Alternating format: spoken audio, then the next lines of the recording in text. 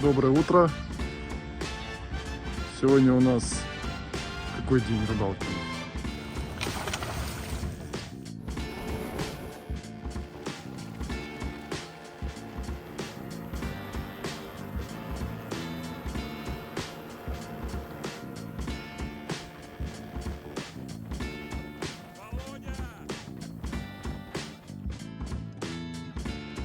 Так, друзья, всем привет! Сегодня у нас 4-й день рыбалки. Ходим на бухту, едем на Андрей.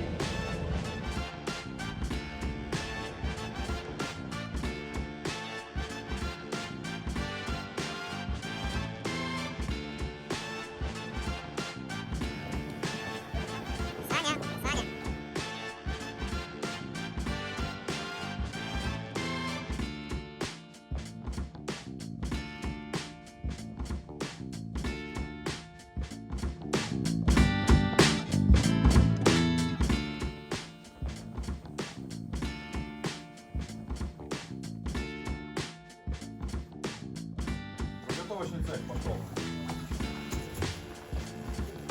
Да я ему почистил. 6 секунд, 7 секунд, 8 секунд. Смотри, только пальцы не отъедут. Не говори. Минуты. Зима у нас будет долгой.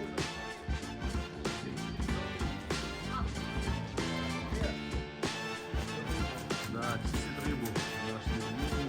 Все красиво. Вот Осталось. это тоже наши. Ну все, привет, на связи, выключаем свет.